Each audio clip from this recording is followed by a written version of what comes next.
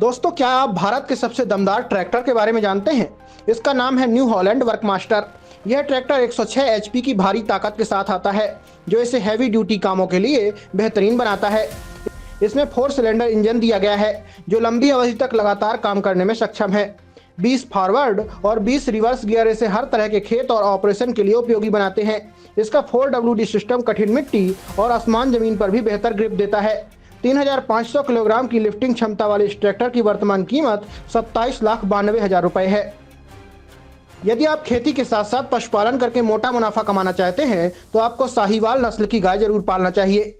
इसे भारत और पाकिस्तान की सबसे दुधारू नस्लों में गिना जाता है। यह नस्ल रोजाना 10 से 16 लीटर तक दूध देने की क्षमता रखती है। वहीं एक ब्यांत में 2,000 से 3,000 लीटर तक दूध उत्पादन कर सकती है। अगर किसान इस नस्ल का सही तरीके से पालन करें तो डेयरी बिजनेस में बड़ी कमाई कर सकते हैं। उत्तर प्रदेश सरकार ने किसानों और कमजोर वर्गों के लिए एक बड़ी पहल करते हुए बकरी पालन को बढ़ावा देने के लिए नई योजना शुरू की है। इस योजना के तहत यदि कोई किसान या आर्थिक रूप से कमजोर वर्ग का व्यक्ति बकरी पालन का छोटा यूनिट स्थापित करता है, तो उसे सरकार की ओर से 90% तक सब्सिडी का लाभ मिल सकता है। इस योजना का मुख्य उद्देश्य ग्रामीण क्षेत्रों में स्वरोजगार को बढ़ावा देना और किसानों की आय में वृद्धि करना है। छत्तीसगढ़ में धान उत्पादन किसानों की मुख्य पहचान है, लेकिन केवल धान पर निर्भर रहने से आय सीमित रह जाती है।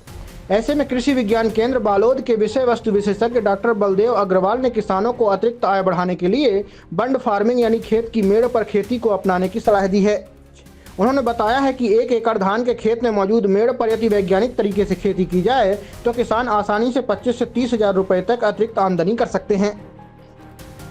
कृषि वैज्ञानिकों ने आम और लीची के पेड़ों में फूल आने के साथ ही कीड़ों से सुरक्षा के लिए विशेष कीटनाशक और फफूंदनाशक छिड़काव की सलाह दी है। आम के लिए इमिडाक्लोप्रिड और लीची के लिए जिंक सल्फेट का उपयोग करना चाहिए। पहला छिड़काव फूल निकलने के बाद, जबकि दूसरा छिड़काव जब फल मटर या सरसों के दाने के बराबर हो जाए तब करना चाहिए।